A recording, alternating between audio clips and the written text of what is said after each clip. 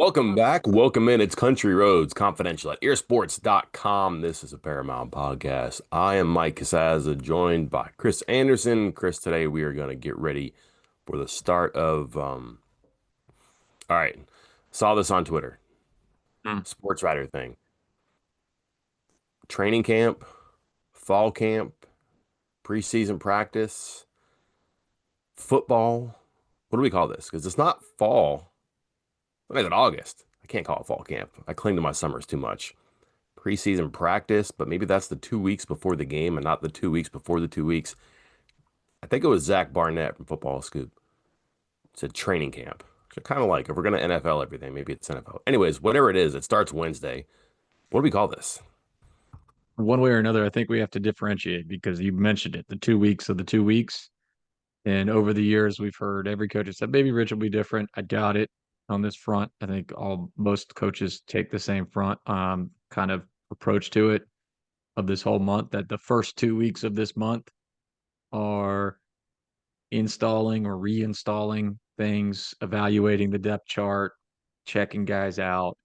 And then the last 2 weeks are, hey, we have a depth chart. Now we're focusing on first string, a little bit of second string, and we're refining things and getting ready for our first week opponent. So we need to draw a line in there somewhere.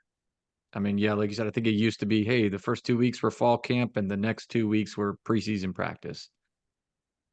I like training camp though. I'm with you. I Yeah. like the first 2 weeks are training camp and then the next 2 weeks are preseason practice.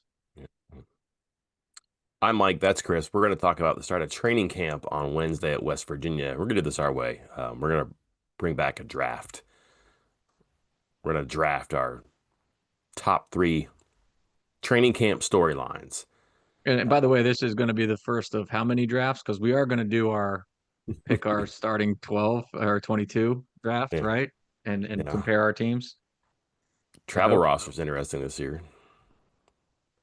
That'll be Sure. fun. Um, Hey, a note on the preseason too. They start the semester August 20. Their first like week of football, like in the season starts the 25th. They get more than 3 weeks of no 20-hour limit on what they do. So they won't practice without a limit. Physically, you can't do that, but 20-hour limit, you can devote 20 hours a week to football activities when you're in the semester. No team is in the semester right now, but a lot of teams start earlier in August, a week to 10 days earlier. West Virginia sometimes starts 12, 13, something like that. An extra, I don't know, 5, 6, 7 days for this team with all these new parts with no limits for meetings and film review. That'll come in pretty handy, I think. That is not where I'm going to focus on today, though. What we're going to do, just pick the things that we think we're going to be talking about, good or bad. Got a hunch, got a feeling, got good intel about a person, a thing, an angle. That kind of serves to gets us prepared for what's coming. Kind of impossible to do because we just don't know so much about this. But I went back and I listened to our one from the spring that we did. We did one of these in the spring. It's pretty good. It's pretty accurate. So I'm confident in saying that this is going to be a spoiler. So what we'll talk about for the next 4 weeks. These Okay. six things we talk about. I go All right, you first. go. I mean, I'll say you're gonna be asking the question. So you even if it doesn't seem like it's going that way, you can start asking questions that might help your draft picks here as the I press do. conferences begin. I hold some sway in that regard. I told you we are going to talk about this. Yeah, Mike, you asked the question. Yeah. Well, I told you. Um, I have one here that I think is gonna go one way or the other, but I don't know how you get around it. Chris, either A, we just don't have enough guys, or B, we got enough guys. We'll be talking about their depth across the board in these key Rich Rodriguez, maybe even Zach Alley positions. I don't know how you get around that because the roster limit is supposed to jeopardize teams in this before the season environment, specifically practice. And they're coming in, what's the final number here? About 12 below? Well, no, the number right now, as far as the roster that was sent out for media days and has been posted online, 113 So seven is below. And yeah, and then could be 117 given the four players Yeah. TBD. Okay. We got enough guys, Chris. I swear, if someone says we just don't have enough guys because this rule, I might have to raise my hand and be like, so much work went into the after spring roster makeover, which means keeping guys, making sure they don't get out the door on and go somewhere else, and getting the right people in. They didn't get everybody they wanted because I'm sure they missed on some people, but everybody they wanted is someone that they got. I think is or just everybody fits a need or whatever. These experiments about having people play multiple positions, not offense, defense, maybe on the same side of the ball, it's supposed to build it in a certain way. And I just think there's going to be an evaluation between spring and now. These off-season summer workouts color in a lot of blanks too. They're going to feel pretty good about who they have, where they have. Like they'll have enough to make it work, and they'll be able to kind of pat themselves in the back for the additions they made in the portal in either round. We did a good job making this a strength. We did a good job making sure this wouldn't be a weakness. We've got enough offensive linemen. We've got enough defensive linemen to do this. I think you're going to see probably something with the number of people who are coming in working for a much smaller number of spots. It's going to be a good thing. And I think that you'll actually get some people to open up and talk about it. No one ever has enough. Obviously, every coach is going to say they want more. But at this point, you have what you have. And I think that they're going to realize that it's not perfect. It's not the biggest number it could be. I understand that. But if it's only three away, what are we talking about? If it's 117 out of 120. Or other side, we're going to completely ignore everything. We just need more people. I don't like this rule. Wish we had more people. And maybe there's something about that. Maybe the quality of the players you have to 117 is not as good as it could have been, would have been, because you lost some players who would have been also Rans here, went somewhere else to get more playing time, a higher spot in the depth chart, but they would have been valuable here more so than the replacement. And sure, they have 17, but is it a really solid 117? I don't know, maybe not. I don't think we'll get that. I don't think they're going to complain about how many people they don't have. I wouldn't be surprised if some positions are like, well, we could use a little bit more depth. We could use another line of players. But I think by and large, they're going to be before this is over, they'll be talking about they got enough people at the spots to make this offense and defense go. Well, I think the coach speak, yeah, is going to be, oh, we need more guys. Just like you Mhm. said. I mean, Rich, I think every press conference Rich held in the spring was, I hate this limit of cutting guys. Because at the time they believed they had to cut all the way down to 105. The rule hadn't been courts involved and all that stuff yet. But I think in reality, maybe the depth is better than you always want to undersell first off. So you're going to come in undersell and being like, yeah, man, I don't know what's going to be that position. And in the back of your mind, you're like, hey, I got like six guys that look pretty good. So I'm good Yeah, here. Um, so yeah, I see why you're saying it could be both ways. I think it will be both ways because I think publicly Rich Rodriguez and other coaches will be saying, oh, this is terrible. I wish we had more people. Hate this rule. But in reality, and as I've gone through this and I've been doing these player capsules and I updated the roster tracker that we have on the site. I put it up earlier this morning, Monday morning. There's a decent number of players at each position, or I mean, we assume the mhm, transfers, but it's a lot of dudes that are redshirt juniors, redshirt seniors, guys that have had experience, guys that have had success at FBS football. So the bodies, I think, are there. But I'm with you. I think they'll be playing it both ways. You ready for that's the my best way. Go for it. Yes. my first pick? It's a Hmm. cheating pick, but it's going to be, I mean, well, there's two that I think are going to be really obvious. The first one, those four guys we're going to be talking about.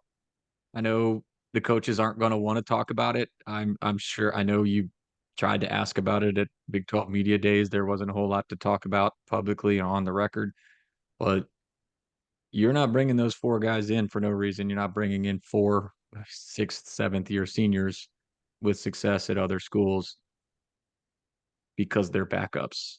I mean, yeah, maybe Ty Edwards is a backup at running back. Jeff Weimer, we'll see, but I mean, he's a very productive receiver that I think would have at the very least been in the rotation. Um, Harrington at safety. Again, we got a lot of new bodies back there. Who knows? He might have been a starter, might have been a backup, certainly would have been the rotation. And then Jamori Robinson, you could argue, was the prize of the transfer class of any position on the field for the entire cycle. So those guys and their availability are important. Like there's going to be somebody's going to zag on this and be like, ah, who cares? West Virginia need those guys. Look, they got so and so. That's great. Cool zag. Got you some clicks. Whatever. These four guys are important. At least a couple of them would be or should be or could be extremely important. So I think there's going to be a lot of talk about this, especially since there has been no clarity from West Virginia's side of things about their status. I mean, again, we reported on it. You talked to some people at Big 12 Media Days. They're on the roster for the most part. They're with the team. They're working out. They're practicing, but they're not eligible. Um, so I think there's going to be, again, if we're talking about storylines, this is going to be something that's talked about until they're resolved. I have no new intel on this. Just I've asked a couple times. They just we don't know. I'm pretty sure we'll see the smoke from the chimney of um the chapel here once they get good news on this. They can come in one at a time. They can come in 2-2, 3-1. It's not like that's the one thing too. Is you really don't know. The waiver process is so imperfect, but the timing and the pace is what really bothers people on this too. Legal options are still on the table. I think that was something that they had discussed before. It just won't be West Virginia that sues. Just I hate to tell you that, unless something crazy happens. But they don't. Schools typically don't do that. The players do, and they support the players and all that. But I'm not sure you'll see that here. I know a lot of people want to do the Cortez Bram thing. What about Cortez Bram? What about Cortez Bram? Former West Virginia receiver sues, gets a temporary injunction. Again, temporary. That could get resolved, but he gets an extra year now. His situation is very specific. It doesn't apply to everybody. It has to be somebody who could look at his situation and say, hey, there's precedent. I have the exact same situation. I have something similar, and then go for it. We're talking, what, 10 days ago now? And no one has filed something subsequent to that. They could be waiting on the waiver because why sue if you get a waiver that clears you? I get that. So I wouldn't draw a whole lot of stuff to that. But he was someone who basically, he was supposed to transfer here in 2021, Chris. Couldn't get in because the GPA wasn't high enough. He had to spend another year in junior college.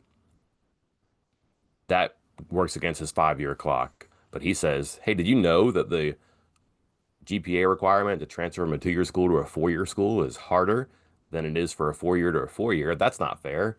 I should be able to get that year back. And the judge said, yeah, you're right. Is that the situation for Weimer, Edwards, Harrington, and Robinson? Don't know. But that's how specific Bram's case is and how relevant or irrelevant is just as that one point there. Do you think I don't want to say do you think West Virginia cares? They do. They want all four of those guys. But this might be relative to our point about depth. Do you think they care? Like there's a distaste to talk about this because I don't know why. It's a frustration, I'm sure, and they want to bite their tongue. And coaches typically don't want to bite their tongue. They don't bite the tongue with their players, they're not going to bite the tongue of the media. So a lot of those times they just avoid the topic. And I can see Rodriguez being like, "We're coaching who's here. We'll give you an update if we have one. That's fine." Do they care? Like, is the roster in a bad spot if those four aren't on the team? I think it's in I'm a but bad spot, but I mean the Robinson thing. You and I have talked about it. Where are we putting an elite edge rusher? Is that like top three position at worst? Like I mean, you talk quarterback, edge rusher, offensive tackle, or offensive tackle, edge rusher. Like I mean, that's those are your top three most important positions on the field. So losing somebody like Robinson, oh, that okay. could be something. Yeah. But I see what you're saying. Like I just because again, I think the other spots, and I'm not trying to take anything away from these guys, and the coaches aren't bringing in again, they're not bringing in double redshirt seniors, sixth, seventh year. That's the problem we're having here. Sixth, seventh year guys with success elsewhere, with the expectation that they're going to ride the pine. So I think there is the expectation that these guys will contribute in some way, and that's why they're here. But again, yeah, you look at running back, it's like, oh, okay. I mean, you got Jaheim White, you got Jalen Knighton, you brought in some other guys. I think you'll be okay if Edwards is out. Weimer, you got Jaden Bray, you got Singleton, you got Vaughn, you brought in some other new guys. You got Rodney Gallagher back. Is he your fifth receiver? I mean, maybe there's a world where he ends up as your second receiver, third receiver, but I like I think the one guy that you're really like, oh man, is Robinson. Hmm. I'm worried about the response if they go 0 for 4 on the waivers. Oh, they're so stingy about this. They give everybody a waiver. If they go 0 Yeah, for 4 in this, that means these are pretty four black and white cases. Everybody gets yeah, a waiver now, too. Just don't think that they're being like stingy about these things. Everybody's getting them. They don't want to end up in court. If you don't get one, there's probably a good reason. And it would seem that, again, the reason these people are going for waivers is because they've already been told they're not eligible. They're going to have to produce a reason to get them to work around there in the rules. and I'm already on the record. I think Robinson, and not just because he's the most talented out of the four, or maybe the most biggest contribution. I think he's the one that has the best case because his junior college just simply canceled the season, Mhm. like just canceled it. So that's my only catch with Robinson that I think he might have a chance here. Okay. Do I get to All go right, number back to two. back, or are we just going back and forth here? Oh, we can go ABBA. You go ahead. You go ahead, because All right. then we don't. Because then I'll get confused if we go back and forth, back and forth, back and forth again. Okay. So All right. It's Rich Rodriguez. It's the offense. We know we're looking here. Not quarterback.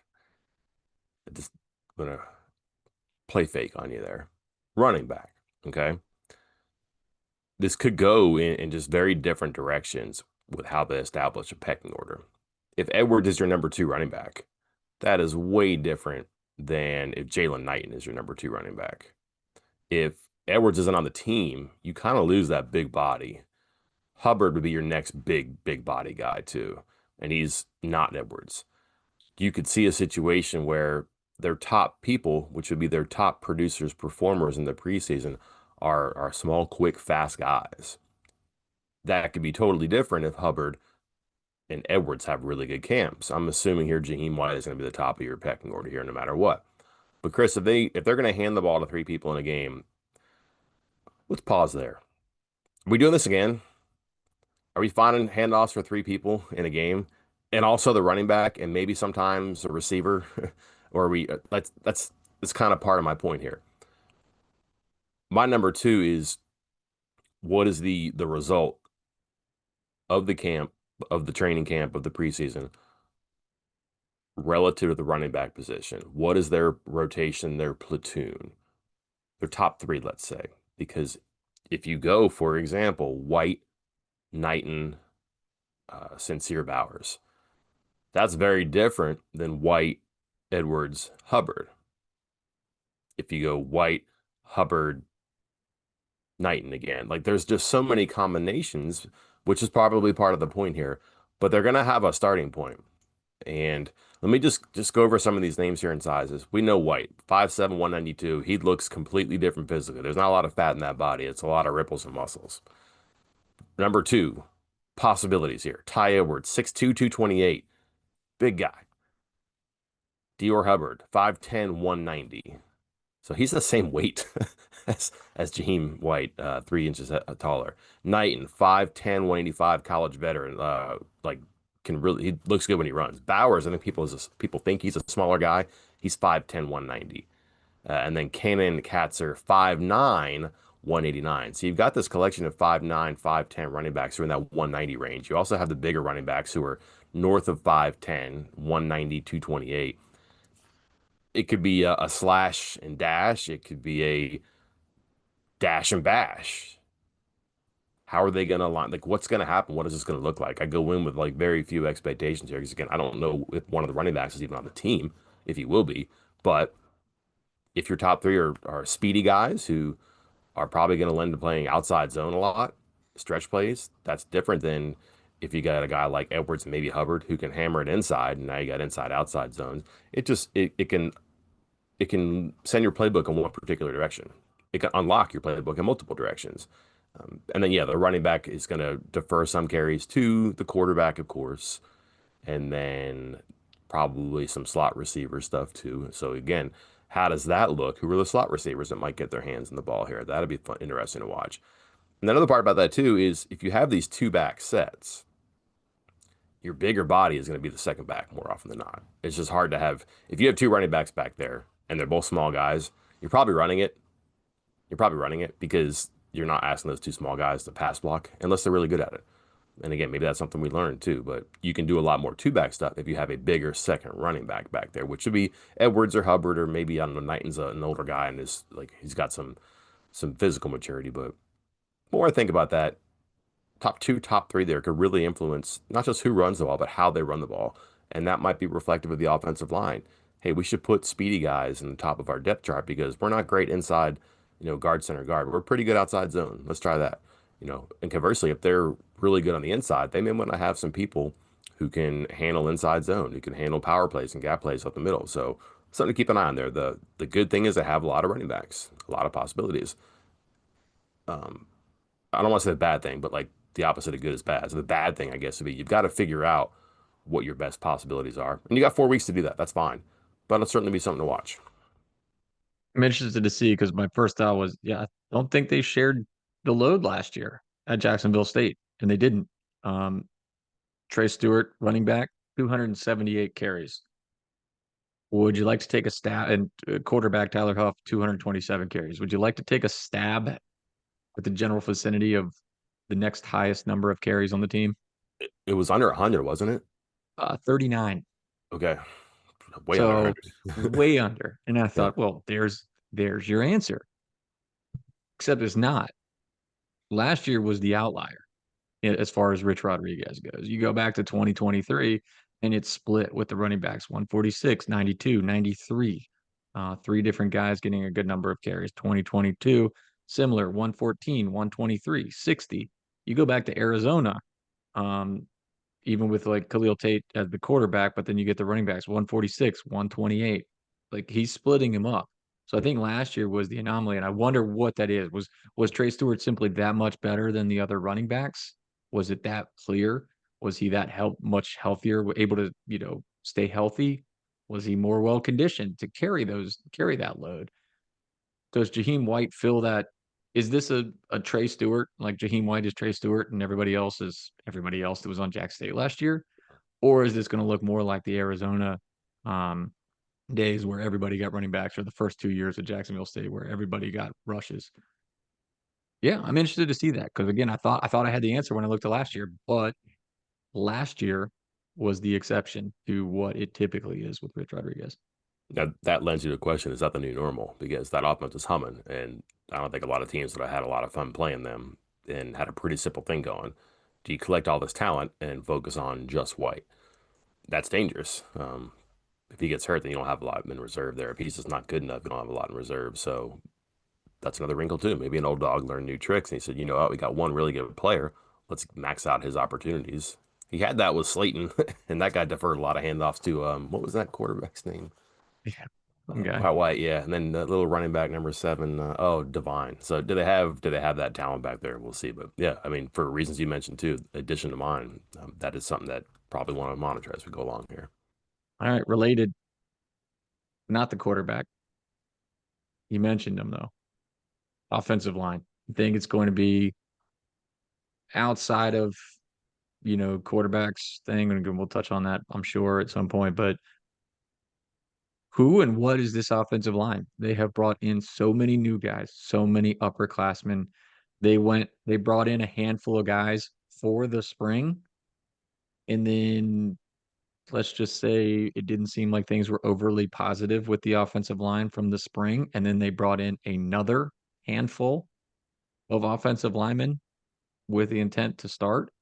So you have now brought in what? One, two, three, four, five, six, seven, eight, nine, 10? 10 transfer linemen.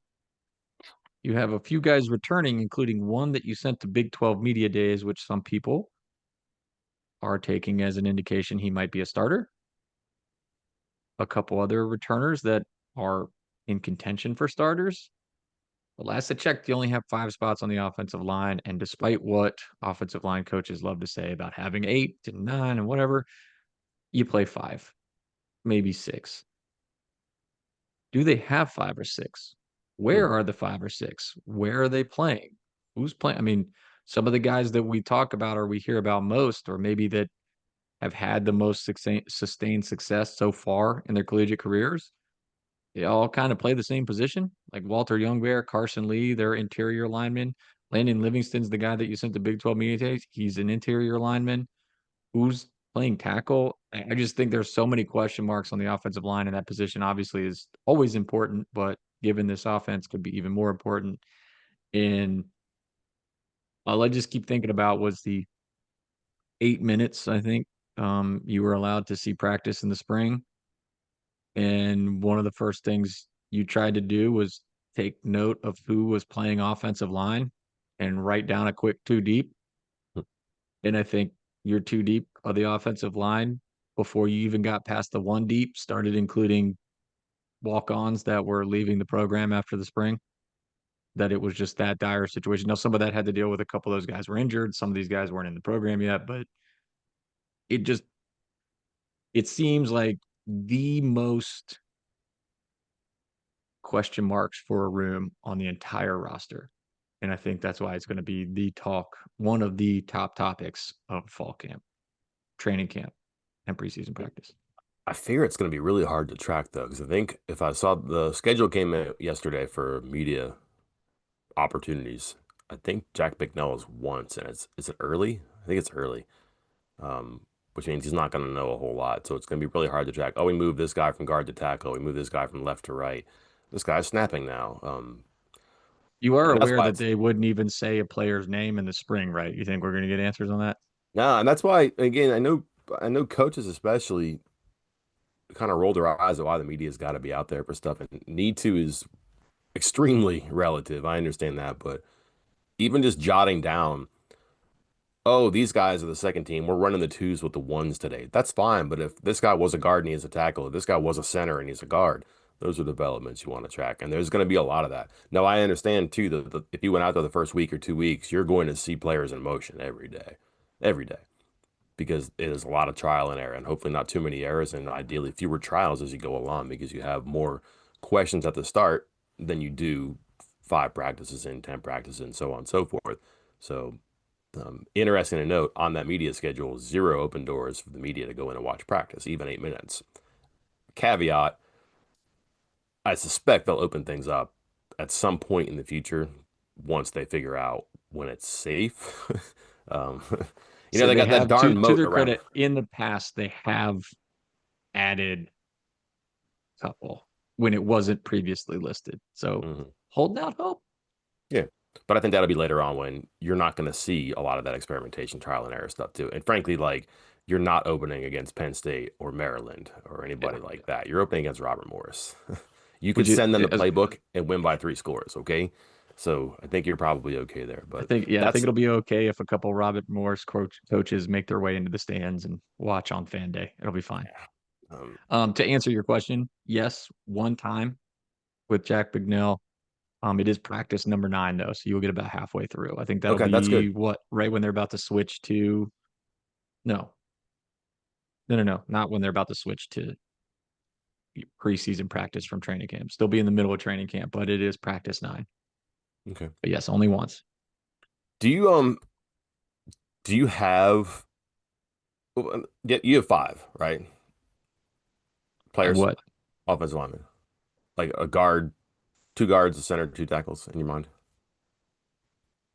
I think we tried. Didn't we try to draft this once and we ended up kind of all over the place Do you have or a 8? little diff? No, I don't know where I'd start. I mean, I feel like again, I'm staring at if you were like, hey, who if we had to pick like fantasy draft. Here you go, fantasy draft. We'll do it right now on the fly. You have your list of offensive linemen. Oh Pull gosh, it hold up, on. front page on my roster tracker. Okay. We will do a fantasy draft where we each draft 5 players, regardless of position. But you're obviously going to want to mix it up because if you pick 2 left guards, only one of them's going to play. And we have to combine the combined number of snaps that those players will play this year. You're trying to pick the players who play the most snaps, Okay. regardless of position. Would you like first pick? No, I picked the first talking point. You picked the first offensive lineman. Okay. My first pick will be Walter Youngbear. I don't think anybody's going to disagree with that, right? Okay. Just because I think that he's about a guard as a guard gets, I think, Yeah. and he's probably their most accomplished. 800 Guard. some snaps for Tulsa last year. So like, and again, that's where I'm going. Who's your pick?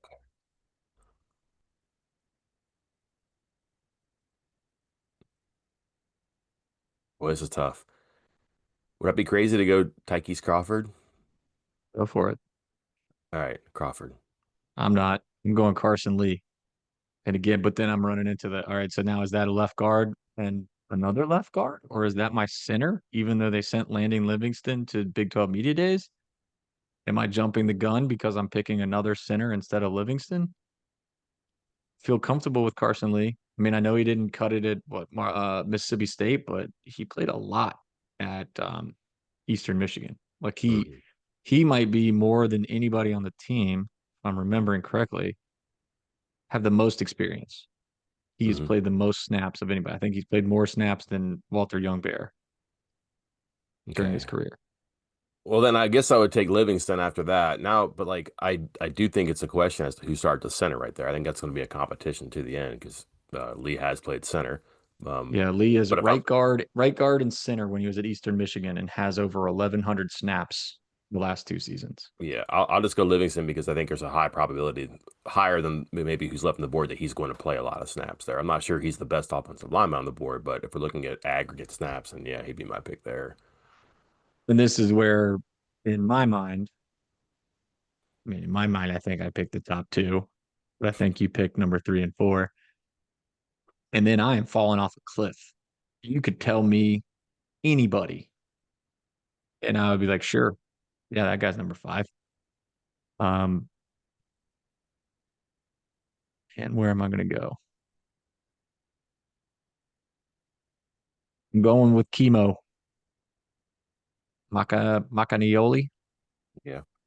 That's I mean, experienced. I know he's bounced back and forth on both sides of the line, but coming from LSU and kind of having again, that's tough just because he's coming. I think he was most recently a defensive lineman, Yeah. which makes Uh, it tougher. But Chris, I've heard things. uh-oh. Did I he think already he's move into I, defensive no, line and no, have no, screwed up? no, no. I think they like him a lot. Oh, I okay. think he could be a guy. I had two in my chamber here. One was Chemo, the other one's Nick Cray. Yeah. That's just a big athletic guy who could play. I mean, probably play guard as easy as tackle, but because he's so athletic, I think, and has size and strength out there, that's another person I think has had a good offseason and could be your left tackle, could be, a tackle for sure. I would take him as my next one. Okay. So now we've each gotten three. Mm, I'm gonna go uh yeah, I think I do. I think I want to go Xavier Bosley. Didn't play much for West Virginia last year, like a handful of, you know, garbage time snaps, but he did start and play 900 plus snaps for Jacksonville State and Rich Rodriguez two mm. years ago. Can't dismiss that one. Yeah, so I just feel like they obviously like him. They wouldn't have played him that much as a what was he, redshirt freshman, I think he was. So if they're going to play him that much and at right tackle, I believe it was, as a redshirt freshman in that offense, they obviously like him. So I think he has a chance to compete with these guys. I'm gonna go Malik Agbo. There's some pedigree players on this team who just it hasn't clicked for them, and new environment, maybe a new system. I think what's interesting about him is one, I've seen photos of him even back when he was at Texas. He's tall, but he's tall, but he's not big.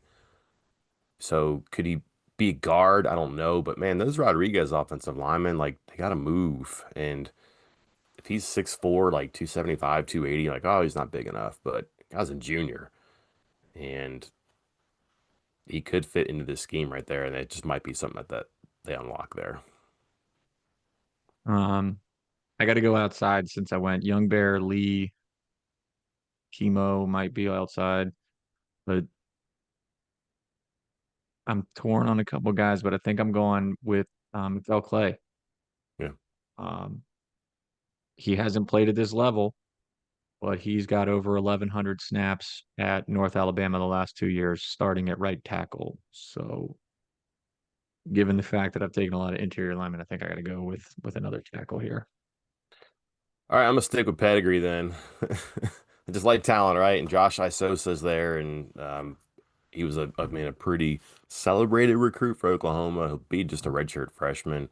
And again, like another guy that he's probably a guard. He's what 6'3", 320, I think. He's a big guy. Inside could help there. I need probably help inside too, but I'm kind of going on pedigree there that maybe it clicks for him right away and they like something. And truth be told, everybody's starting from scratch. You could be a veteran, you could be a redshirt freshman. You're all new in this system, so maybe that doesn't discount his chances too much. But boy, you're Yeah. kind of we're getting thin down there. Not ideal picks. You get like number 9 and 10 here, huh?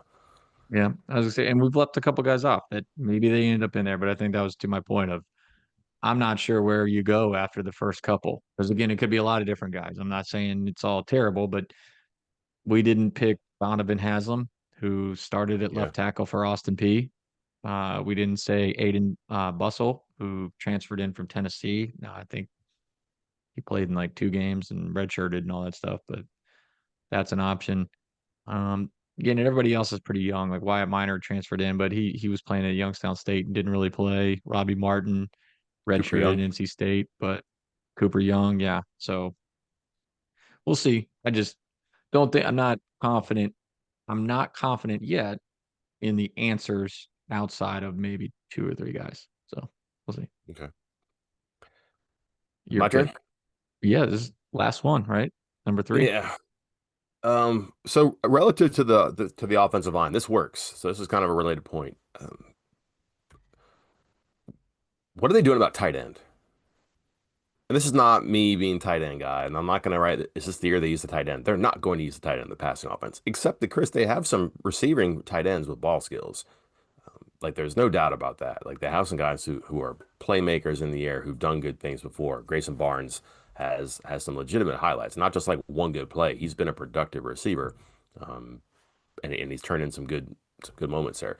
But if you look at like your best rich offenses, they just don't involve the tight end in the passing game very much. They're going to be blockers and people movers there. They're going to set edges. Um, Jacob Baird, Jacksonville State did it. Roughly 230 pounds. That's going to be, is he big enough to be the extra tackle? I don't know, but I guess if I go back to like the vintage Rodriguez teams, you had the Mike Villagramanas and the Ryan Thomases and people like that who were unsung because they didn't catch the ball, but they were like mobile offensive linemen who could move and set edges and move the edge from the left side to the right side, who could run across the line of scrimmage and set somebody up. Um, are they going to do that? And do they have the people to do that? Because Barnes, I think his greatest contributions to the teams he's been on have not been as a blocker, but have been as a receiver. Can he play and block on a line of scrimmage? If he can, you add his offensive um, possibilities as a receiver to this attack. If not, then he's kind of a liability out there too. He's not the obvious positive if he can't block. That's probably one reason that Greg Generos didn't get in the field last year. Man, they needed somebody else at times to help at tight end with Cole Taylor, get him off the field, give him a chance, or just a second tight end out there that was a threat. He's not a great blocker. 6'6", 230 should be able to do some matchup um, problems for the offense, matchup favors for the offense, but wasn't on the field very much last year. Colin McBee is listed as a tight end. He's going to be a blocker. He's 6 foot tall. Noah Bram is got the tight end build and body. Now that he's back on the team, they might have plans for him, but can he actually hold the point? I mean, he's a guy who's probably more built for that than one of these receiving tight ends. And a guy that I think people are probably most excited about, you talked him up before, and he might have your most all around potential here, would be Ryan Ward from North Carolina. But he's a redshirt freshman. Like physically, that's a difficult thing to do the way they want to use him. So if you look at who they've collected, do they have the blockers in that, circa 2004, 2005 offense? Or is this going to be something new? Are these going to be like guys who are in the slot and not attached or offset?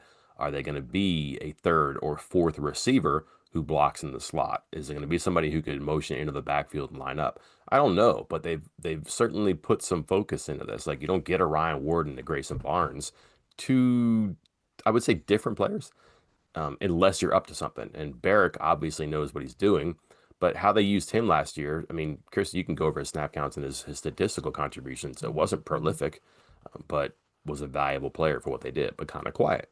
So I'm curious. I don't know what we'll see out of it in camp or what we'll hear about it. I'm sure they're going to say, oh, these are just all around players for us. They're athletes that can block and catch, whatever. but it's going to take a certain direction. Is it the expected one that we've seen in the past, where it's like a six offensive lineman, or is it more modern, where it's somebody who can block but is also going to be bigger than a nickel in the slot, or is going to be faster than a tight end as he peels across the field? Maybe it's a little bit of both too. Um, hmm. Trying to go through. I was going through right here and I was looking at the wrong thing, so now I've screwed up my own stats. Um, but they're not afraid of it. Well, yeah, Barrick's been like he was the backup, but each of the past 2 years, Sean Brown was the starter at tight end. But 11 was that? I just looked at it. 11 catches. Mhm. Barrick 6 catches, so 17 catches between the two of them, and over like 1,100 snaps between the two of them last year. So, yeah, I'm not exactly expecting a ton of them. But again, like the Brown is also in a world if you watch some of him last year, 6'5", 250, he's a little thicker guy. Like he could be a guy that can block, like you said, and was used to block. So Barrick, not small by any means. Mhm. But when you see him out there, I'm not exactly thinking, hey, this guy's, this huge tight end. I was looking about 6'3", 235. I remember because I remember when he came through in high school, he was like a linebacker that Mhm. they got to look at, a linebacker and an athlete that they looked at during camp. And he definitely has more of that small edge rusher look than he does like the big receiving tight end or even the big blocking tight end. So yeah, I think it's gonna be interesting how they use them. There's a lot of snaps out there. Like they're going to be on the field. Like tight ends are going to be on the field. Um, let me check that. 1,005 snaps last year for Jacksonville State offense, and the tight ends. Now, of course, they probably have some 12 personnel. Don't imagine there's a lot of 13 personnel, but um, what is that? 750, 1,100, almost 1,200 tight end snaps when the offense is on the field for 1,000. So yeah, of course. I mean, again, of course, some 12 personnel with two tight ends on the field, but they're out there. They're playing. It just may not be involved as much in the passing game, like you were noting. I think size is going to matter on the perimeter for blocking for sure, especially if they have these outside guys who are going to be good in those zone plays and stretch plays. You're going to need that extra point, that extra edge over there on that side, the extra hat, extra gap. That'll help too. But man, they're just if we think they have a shortage of receivers, um, it may be two ways too, because remember their goal was like we should go out and get someone tall who can run and catch in the second portal phase. And also, like their slot receivers, as of right now, are not prolific players. There's ways you could maybe juke that a little bit, um, maybe move somebody outside, inside, or maybe kind of like play with a little bit. But you could put a Ryan Thomas or a Greg Generos or someone in there, Grayson Barnes, as a slot receiver who's also a tight end, and it solves the problem. And if you can do that with a tight end on the line of scrimmage, now the Rodriguez offense is kind of humming because you've got matchup threats and you've got the extra hats in the field. And at least that's the offense that I recognize from the past. It's changed a lot too, and football has changed a lot too. The defenses are much more hybrid to attack offenses like this. So there's a bit of a chess game there too. And they have the pieces, but we'll see how they put them on the board. I will finish it up with my last pick. And can we, I guess maybe we should have thrown this at the beginning, but yes, quarterback is going to be talked about. Rich Rodriguez is going to say that he loves 7 quarterbacks by the time fall camp starts. Doubtful that he will name a starter before the season opener. Do we agree on that? I would be disappointed I because would just like too. But I think he likes to skewer as many people that are waiting on the answer. Other side of the fielding, most notably, not the media and the fans. But I think he wants to hold this out and also keep his players motivated. yeah. So that'll be a discussion, of course. It's almost like we're not even allowed to draft it because it's too obvious, kind of thing. So going another direction, talking point. How many times will Zach Alley say multiple? And will we get answers on how this defense actually looks? Because I mean, we've seen it. We've seen him involved. We've seen him as a defensive coordinator for Rich Rodriguez. This past year, he was at Oklahoma, but I don't want to say he was defensive coordinator in name only, but that was not I wouldn't say that was his defense. Again, when your head coach is a lifelong defensive coordinator, defensive guy, you're kind of just running what he runs. I think this is going to be his first true opportunity to be the man that sets up everything with the defense. And so far, there's been, oh yeah, he's a bandit. Well, defensive end or bandit, or we'll see. And then some of these guys were listed, literally listed as in/S, not nickel/safety, not nickel safety, not nickel, not safety, in/S, as they were announced as transfers, as they were announced as signees. Are these packages? Is there always going to be a nickel on the field, or are we going to do this whole, we got 17 starters because we have 8 different sub packages where a guy's on the fields kind of thing? And so I think there's going to be a lot of trying to get used to this defense. It's the first time in a while that West Virginia's had a new defensive coordinator. It's the first time in a while where, I mean, again, a lot of these positions are very similar to everything West Virginia's had. It's all kind of, hey, it's a hybrid edge rusher, hybrid linebacker/defensive end. It's a hybrid linebacker/safety, kind of all that kind of stuff. It's all similar, just with different names, but it's still a new defensive coordinator. It's still a new scheme. And I don't think we've gotten a lot of answers on that yet. So I think there's going to be a lot of discussion about that this fall, trying to figure out exactly how is it going to be set up. Are we talking 3-4? Are we talking 4-3? Are we talking 4-2-5? I think, honestly, in my opinion, that's probably what it's going to look more like most of the time. But how many sub packages, all this stuff, I think there's just a lot of questions for the defense that might need some answers, or people might want answers before the season starts. You think they'll be an even front? Well, I think it's just essentially going to be, the bandit is And almost okay. just like a fourth line, standing up. Like it's going to be 3 defensive linemen with a stand up edge rusher, and it's going to look like a 4-2-5 because there's, well, it's your Mike and your Will as linebackers, Yeah. and then they're going to have a nickel with 2 corners and two safeties. Even beyond that, to a point, if they whatever numerical combination they choose, who are their linebackers? Is it a weak and a strong? Is it just 2 inside linebackers? Are we doing left corner, right corner, or field corner, boundary corner? Um, Defensive tackle, or is it 2 defensive ends? Like there's different. Everybody's got their own vernacular there too, but right now it seems like it's end, nose guard, tackle makes sense, and then you use your bandit to add some size opposite on his side of the field. Um, Last year they're in the spring it just seemed like their linebackers were middle linebackers. That's what we could tell. So will somebody have the weak side and the strong side? Probably, and that might flip. I mean, I don't. You very rarely see left side, right side linebacker like you do cornerbacks. They don't have to move that much. So, um, what do they do with corners? Their safeties are probably going to be free and strong. I get that. Yeah, and then yeah, that nickel, that whatever that hole in the field is that nickel/safety fills, that could be an extra linebacker some games. If they're playing a team that likes to run a lot, now you're going with 3 linebackers too. But is the linebacker going to be more of a safety? Or is he more of a linebacker? There's just a lot too. Yeah. And will we get a lot of answers there? Or is the preseason, Chris, just about let's let's rep as many packages as we can. Like there's arguments to be made. Let's have one identity and then let's build some branches off of it. That we don't we spend a lot of time with our guys that we're going to use the most in the field and we sub in small parts. Or let's have packages for every possible scenario. And there's not that many. I understand that. It's not like it's a whole lot different either, but that's a decision they got to make. Core or periphery. We'll see. And how are guys getting paid if they're starters in the sub package? Or do we not have? We shouldn't have that conversation yet. I remember one time, speaking of NIL, I was talking to Pat McAfee back when he was playing, and he, Chris, he started the most games in school history, There you go. except he started 0 games. Yeah. But like, so only 11 guys start for your team. Only 11 in that sense, because either your offense or your defense is on the field. The other one is not. So those 11 that are on the sideline aren't starting technically, if you're going to say that Pat McAfee isn't a starter. That guy started every game in his career. No one started more games than he did, but he got 0 starts.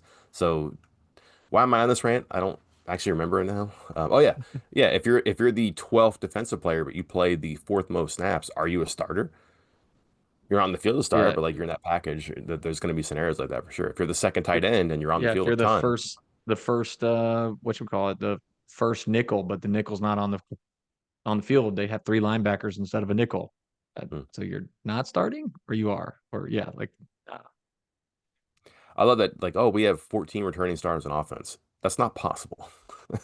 It's not. Well, these guys started games. Ugh, come on, get out of here. Yeah. I can't stand that. Media guide season. Mm-hmm. All right. I'll wait the white flag. You definitely beat me on the offensive line draft. Yeah. Um, I'm just Oh looking. yeah. I'm glad there's no argument there. I have no But doubts in my mind. you did You just illustrate wait. your We point just wait there. till we get to the full team draft. You just wait.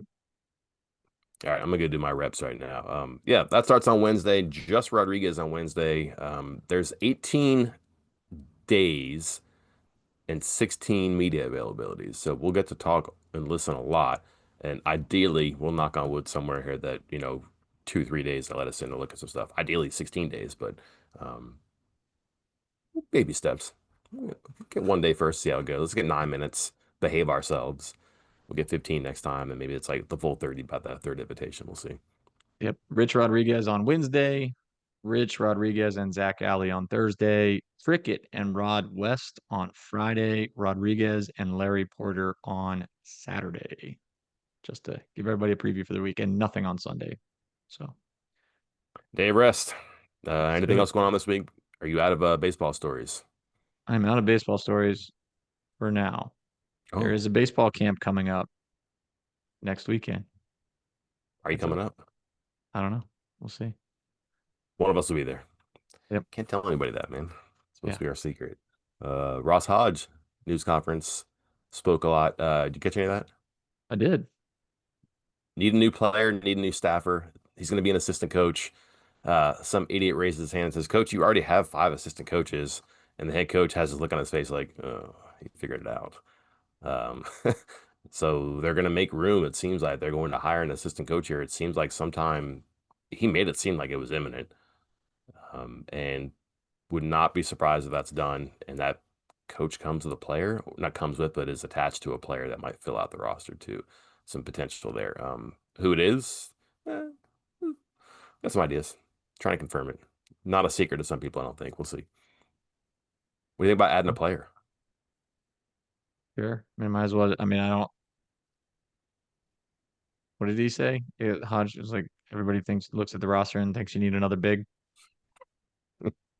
Again, some idiot raised his hand again in the room was like, "How are you going to do center this year?" And he's like, "Oh, we're going to Yeah. play the 6'6" guy at center." Ooh, oof. Yeah. But his point being that like they're going to have collective height and length to make up for not having a 6'10", 7 foot guy out there at all time. The other headline, Chris, no GM. Mm-hmm. There's a lot of ways to slice bread. Um, that's his way. It seems like that they're just going to have a lot of cooks in the kitchen and figure out what to put on the court. Not going to be start at the top, trickle down, true general manager, but not even like a director of player personnel right now either. And it doesn't sound like that when they've finished the staff by adding somebody, they're going to have one either. They have their director of scouting and analytics and video and all that. I don't think he's a GM type or a player personnel type. Um, Two big roles. It could be one or the other. You might have a GM, you might have a director of player personnel slash recruiting. I don't know how you do it, but they're gonna here you go, Moneyball again. They're going to replace that in the aggregate. They're going to use everybody and as many voices as they can to make decisions, which very democratic. But boy, that is time consuming and complicated too, I would think. A lot of stuff on somebody's plate at two very important positions. So see how it works out. But I don't want to say I'm dubious, but that is true. Two extremely important spots in this day and age to Yeah. not have a full They may have a dedication great to. roster and it may be like, well, they did a great job. Why do they need it? But they may have a great roster. It turned out they did a great job and they don't need it, but they're going to be like, gosh, that was hard. Do we have to do this again? Like we did everything right and nailed it and we won 22 games or whatever, right? That we got to do this again because you have to do it again. Like Yeah. that's the way these rosters are. And if it's difficult for all the people, the results may matter, but the process may be more maybe more powerful as to we don't want to do that again. Or it might say, you know what, that was fun. Let's do it again. I enjoyed the retreat we went on. We figured out who are our targets and all that stuff, and the magnet board with the names and all that stuff at positions. Maybe it's something like that. We'll see. Mm. Let's wrap I it have no up then. more. I don't either. Wrap it up. Lots coming on the site, preview pieces, and actual football on Wednesday, and then a lot of stuff before they go behind closed doors. 16th, I believe, is the last open practice. So Sure. 18 full days of stuff with a couple breaks for mandatory days off. Until then, I'm Mike Kazaza. And I'm Chris Anderson. We'll talk to you then.